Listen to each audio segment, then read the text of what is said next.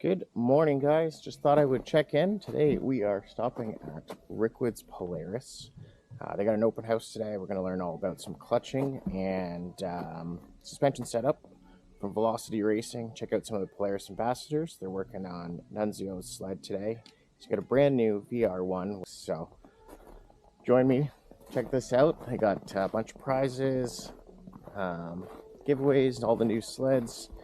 So, yeah, it's pretty informational.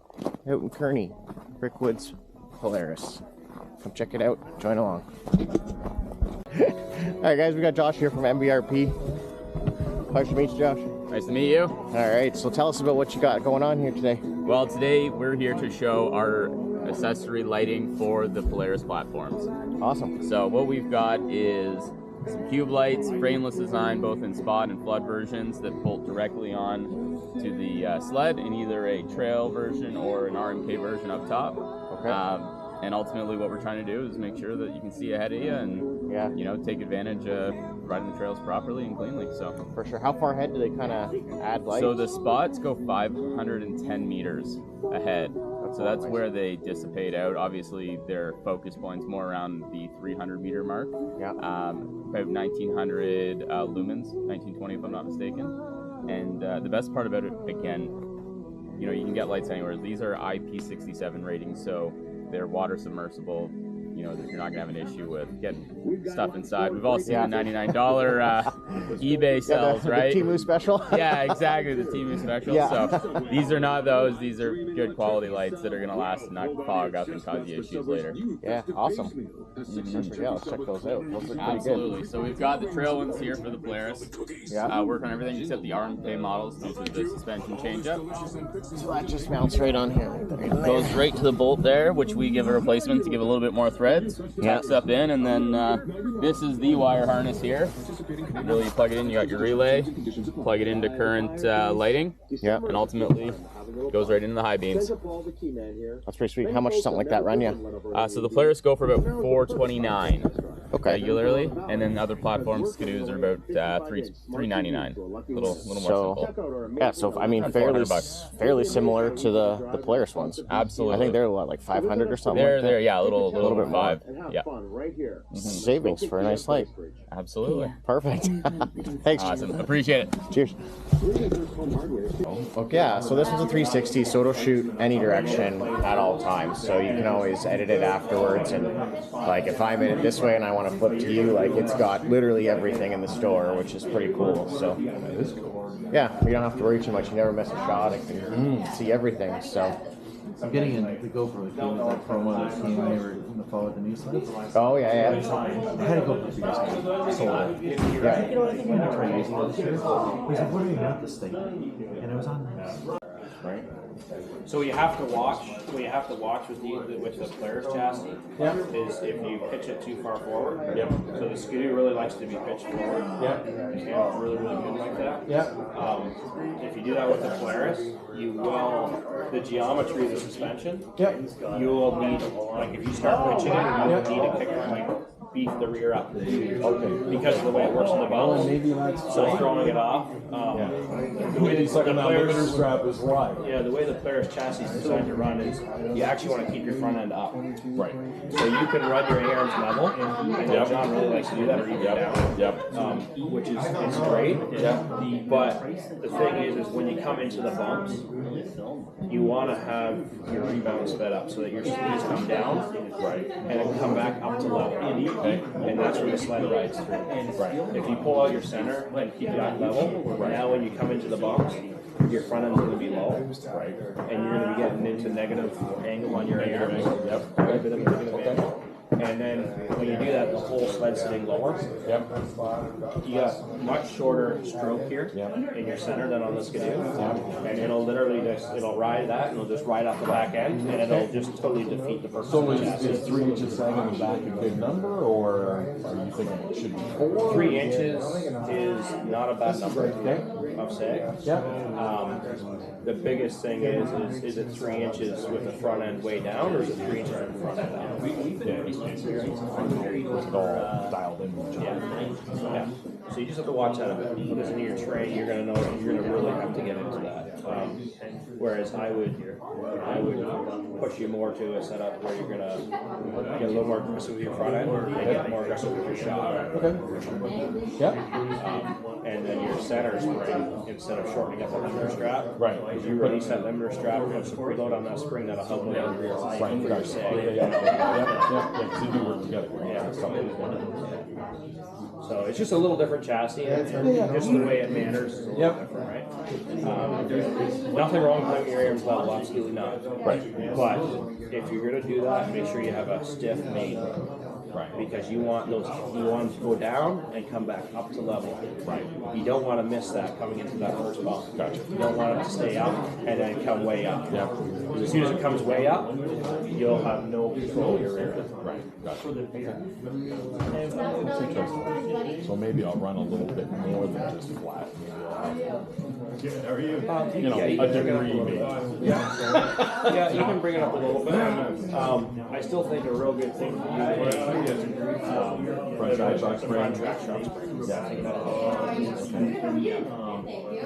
Well, that's a really change. Especially on the 9R, the XCRs, they have pretty good calibration. That's where I would. Okay. That's awesome. Okay, so I think I'm gonna run one extra heavy duty and one enhanced for this portion. So I'll get the friggin' 600 cross country spring For the center. Yeah, for the center and And your fronts, you could run the, I would be steering between 100 and 125. Yeah. 125 is a Polaris spring as well. yeah. And the 125 I run with no preload. Right. That's where I would recommend you to do. Yeah, do you run much preload on the front track shock? Not with that 135 with Even with before I put the limiter strap on, I backed it off and I was like, holy shit, friggin' what a difference. Yeah. Just taking the preload off. Yeah, so basically I run nothing on It's just like 35 tight, one turn. Yeah.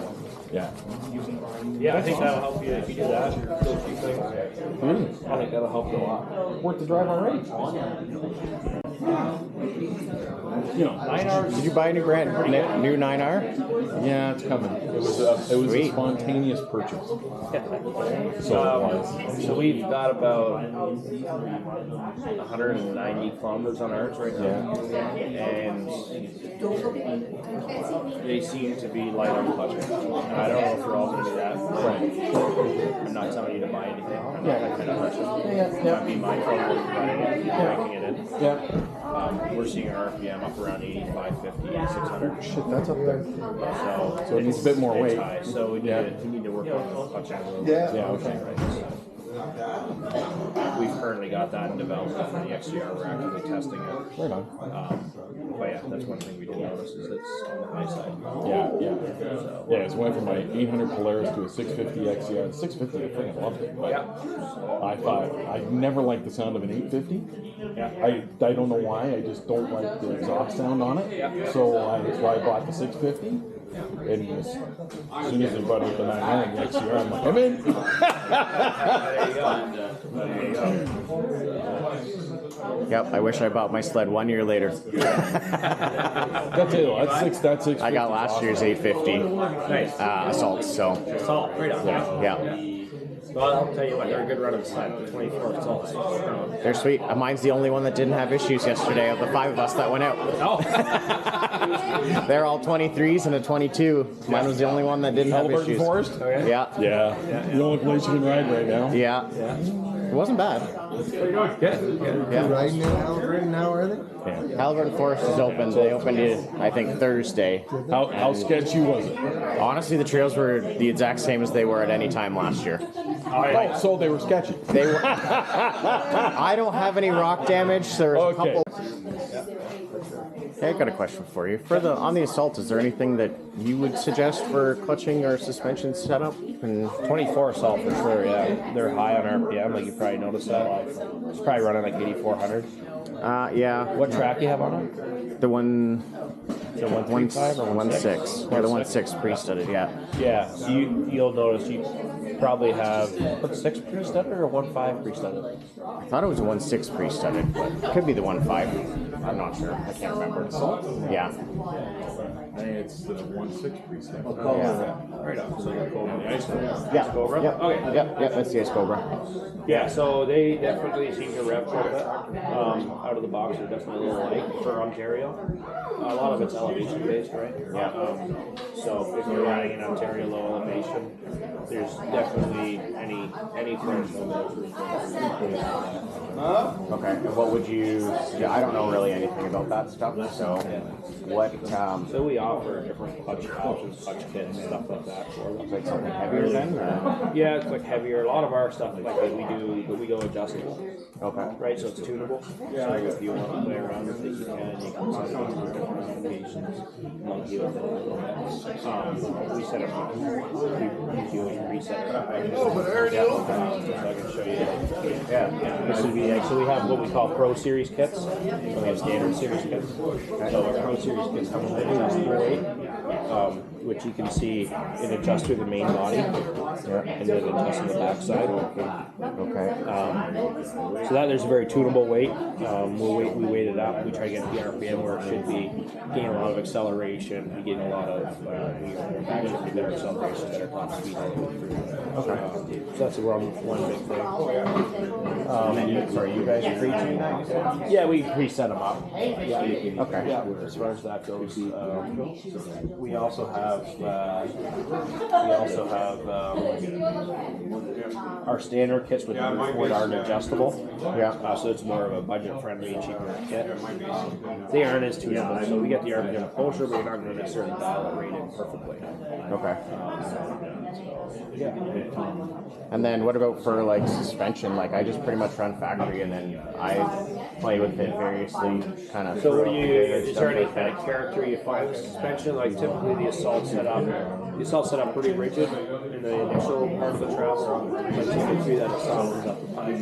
Yeah. Are you finding any particular area that you don't really like or that you're trying to improve? I just find that they push in the corners, and I don't know if that's just characteristic of the sled. Is it pushes quite a bit into the corner? So Have you played your freeload on your center spring at all? not a whole lot. No, just kind of playing with. I would run that. I would loosen that off on your owner's manual. There'd be a spec. Run it right to the bottom of the spec. Okay. So basically, what I would do is lift your sled up, the back of your sled up. Yeah. The sled strap's tight. I would back it off till the spring's loose, and just tighten it up an 1/8 inch. Okay. And that'll help with that. Okay. Yeah, I don't know. Me and my buddies, we all find that they like you turn and it's going straight half the time. Like, okay, well, And that is a bit of an assault and character. pinner. It's a bit of an assault character, right? Yeah. But yeah, I would take your weight off the center. Okay. You will lose a little bit of your kind of real ability up here to slip it. Yeah. But it will help performance. Okay. I do more trail. Even shortening the liver strap just a little bit on this side too, there, quite a little. Yeah. I don't think I want to be back because I still like wheeling. Oh, you'll still wheel. You just won't do a free-foot wheelie. You'll do 2-foot wheelies instead. Okay. I think my skis were in the air half the day yesterday. Oh yeah. Well, yeah, I would say your biggest thing would be your preload on your side. Okay. Loosen that off till the spring comes loose. Yeah. And then stuff it. Okay. And then for sag and stuff like that, I prefer you the other guy. Kind of 3 inches is your kind of thing, or is that You'll just different? run yours on Okay. You'll probably get one. You might do one side, but another thing, you can adjust one side. You don't have to have both sides the same. Yeah. So you might takes a little. See how he thinks. What he thinks of the dynamics. tune with that a little bit, but you'll be on the lower end for sure. Yeah. Okay. Yeah, I find like 3 clicks on the front makes all the difference in the world. So whether you're on one ski or planted. So yeah, it's fun to just play around with one ski and stuff like that. Yeah. But depends on the conditions. Yep. So. For that reason, I have. Yep. I don't mind playing with flickers on the track. If you don't mind, I'm on I have a YouTube channel. Not that big of a deal. Trailrider, Makes you so feel important. I will, if you don't mind, I can tag you and stuff like that. That's awesome. Okay, here we go. Yeah, I'm Jamie. My middle name's William, so. All right. I remember that, yeah. Nice to meet you, James. Pleasure to meet you. Yeah, I appreciate the info. What's the difference in the weights? So we have our, we'll go up to like, you'll get like 80, you'll get 100, 120. There's different ones. It does, you don't necessarily have to have a thick one. You don't have to use one, you can put two or three, you know, fine tune it, right? So we have our shims, we'll just set them on the ski here. And then what we'll do is we'll stick the clutch back on now that we can move it. Let's show you a picture. Flip it on. Broke the Christmas tree. Now you're in trouble. Yeah, that's never a good thing. So we grab the bar again, pull this plastic out of the way, we'll stick the bar in. There, we'll get it sitting right, so it's sitting on the clutch, like that. So then you can measure with feeler gauges, or you can do what we do. Just use a shim, can you? So what I'll do is I'll just grab like the shims, Yeah. Use it as a feeler gauge. and it's kind of foolproof this way, right? Yeah, no kidding. So, go like that, get your gauge, and we just grab our shims. We fit that in there, so that slides nice. So we'll add another one. There, so that doesn't fit, Yeah. right? That's too much. So that's too much. So what we'll do this here, fit. So we'll get rid of that, and we'll grab 3 thin ones, because that'll be kind of in the middle.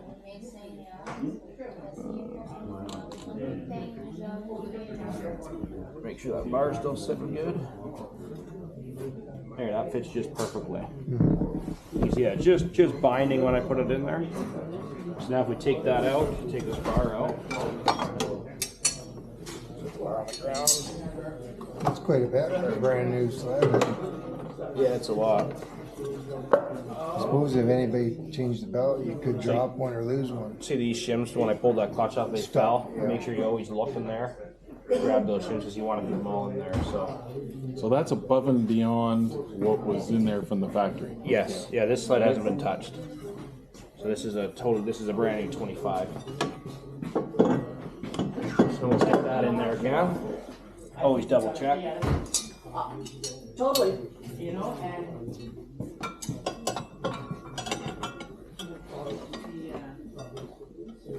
So you can see that. Now we're perfect. Right there, right there. So you can see the gap on the back of our bar. Right there. It just falls into place off of the front, right? What's that? It just falls in. You can't adjust the back of the bar. No, so the back of the bar is what tells us our lean in. Yeah, yeah. So lean in was what I was describing earlier on. Leaning, if you have 2 parallel bars here, off the crank and off the jack shaft, your lean in is how much the motor's leaning forward. Yeah. So you always want a bit of lean in because as the clutch is straighten out. engaged and come under load, it'll pull back. Typically, I like to see around 20 to 30 thou, depending on the sled, the amount of horsepower it has. There's definitely you have your manufacturing tolerances and whatnot. Quite often we see these out a considerable amount more, which is what we're seeing here with this sled. It is, I'll measure it. I'm going to say it's probably about 80 thou out.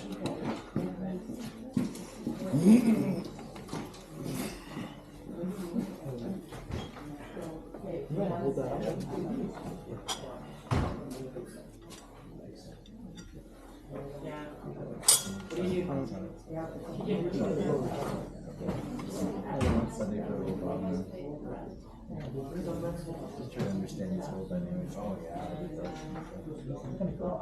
yeah. Yeah, so we're going to be.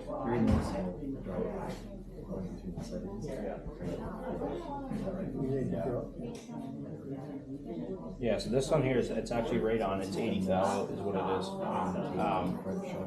So it's basically too far ahead. It's not the worst I've seen. I've seen as bad as 190 thou. So 80 thou, I recommend pulling it back. That you get into motor mounts and whatnot to adjust that.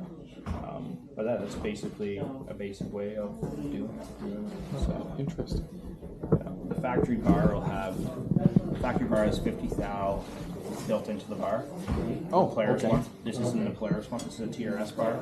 It's so you got to account for everything with shims. Different bar for 22. P22. Same bar. So this bar here is Yeah. good for P85, P22. It's good for RMK and trail models. It works. It has also your center to center distance, Yep. so you can run your, figure your center to center out. Yep. It's your trail distance, and it has your RMK distance built right into it. And your center to center that's obviously going to impact your what you call the forward your lead in thing. Yes, it will. Yeah. It's still a little different. Like you can have your motor perfectly, honed in at 20 thou lead in, and be too far forward or too far backward. Right. Yeah. Fair enough. Typically, you don't want to measure this distance until you have your lean in right.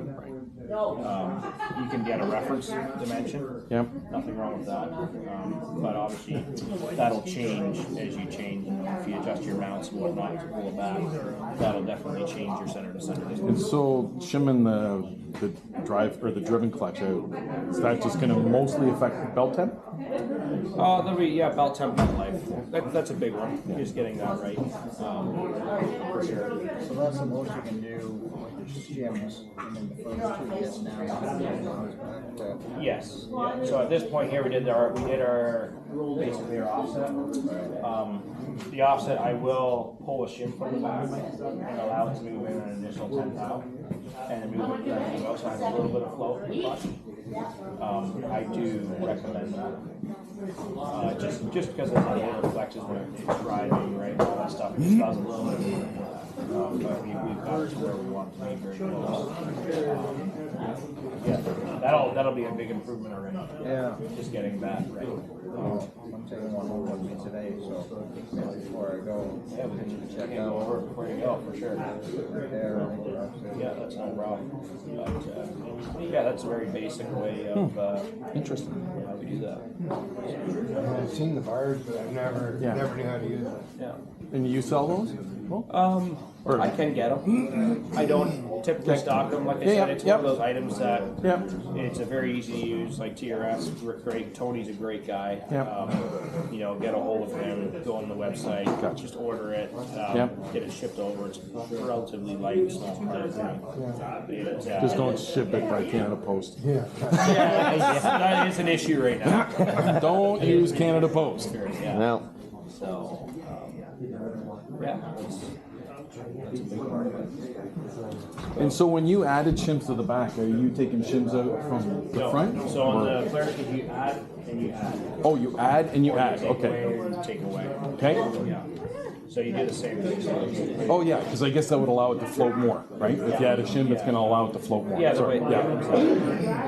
So you have the spacer. So we'll typically take the spacer off and we'll add no ladder washers there. Right. Right. And then you just throw it on. You push it in like Yep. that. Yep. And you want to have your gap there. With the Okay. clutch pulled And you said all what, the way 10,000? I like to have about from where the bar is. I like to be able to float in 10 thou. Okay. And then if you want to have 20 thou float out or 20 thou float or 30 thou float, that's fine. Okay. Yeah, that's typically what you would shoot for. Okay. So you've sold that. You've put on shims to the back. And are you going to take any shim out? Yeah, now it's tight, so I can take 10 thou out. Okay, that's what I thought. I just Yeah, I can do that right now. Yeah. It's pretty easy to do. I'm not tightening this up or anything. I'm just leaving it for more people want to see. not riding it home. Or is he? If more people if more people want to see, then we can just we can show them. Yeah. So. I saw a couple of guys ripping on the ditches along Highway 11. So. Yeah, that's The time of year. Yeah, wow, they're just scratching the itch, right? Yeah. Yeah, find all the stumps. yeah, exactly. Find all the stumps.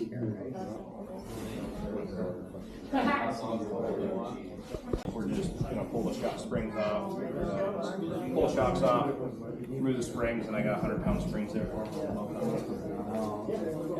So it just keeps the sled more neutral, sitting position, right? So you're not gonna be away on your preload. Yeah. The same with the back, right? You do everything in balance. Yeah. Right? You beat up your rear part, the springs, you want to really beat up the front. Originally from Brazil. Oh, are you? Okay. And then you made it to Uxbridge. Yeah. So from Brazil, there's not a drop of snow, right? No. And now you're making stuff for snowmobiles. Yeah. I love the snow. How'd you get into that? I just bought a business in 2010. Just, Yeah. More like looking at financial spreadsheets than looking at the business. Yeah, perfect. So do you snowmobile yourself then now? A little bit, yeah. Yeah. I have a motorcycle and stuff, but it stays in my office. I Yeah. just look at it. But I try it. It's not busy, right? Yeah. There's a gentleman has a question for you. If you don't mind. Oh, thank you very much. Thank you.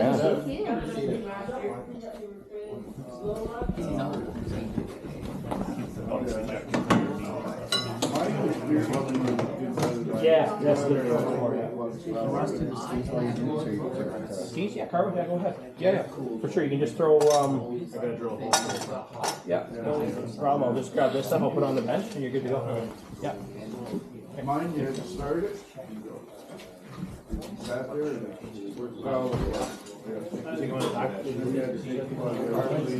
What all are you getting done then? What all are you getting done? New helix. Helix with the tri-roller and a new clutch spring. Okay. What does the Helix do? Don't ask me. Okay. That's cool with my brother. Don't ask me. Love the honesty. I wish I could. Makes it go better, that's all.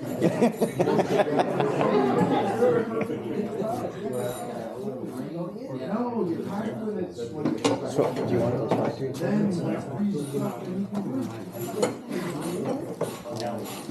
Do I need to keep Russ? Is it worth me keeping these? Anything?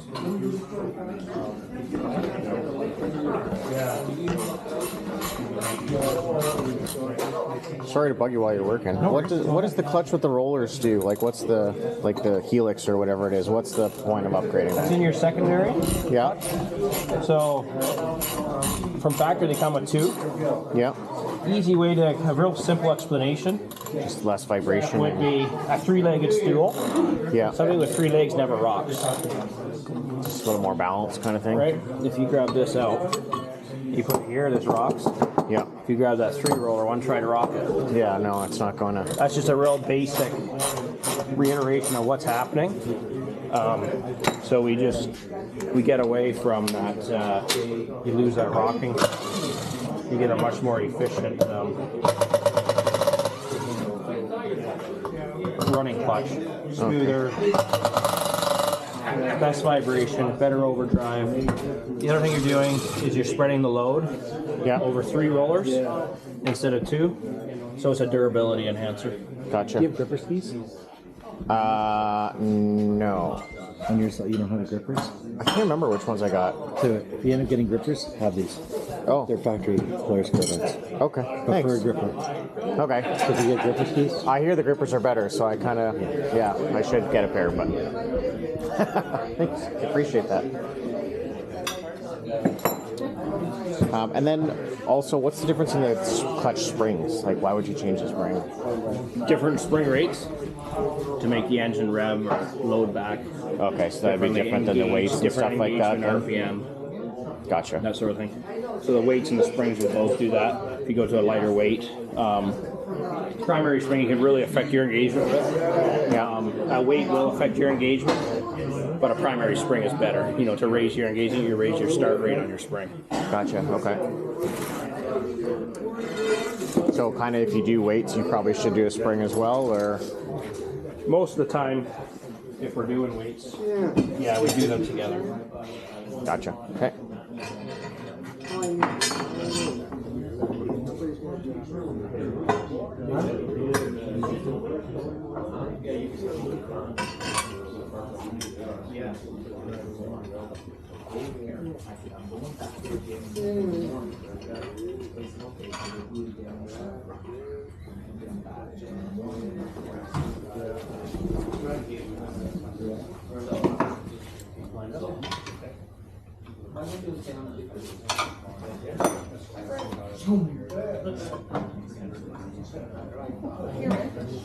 I can take you home.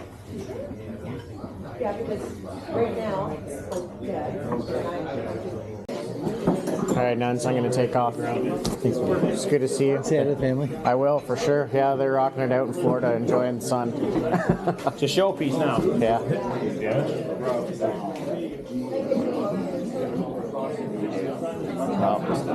Well, thanks for explaining stuff to me. Yeah, no problem at all. You Appreciate bet. it. When I do some clutching, I'll be giving you a shout. Yeah, just give us a call anytime. Yeah, perfect. Thanks so much. But I do want to talk to you about backpacking.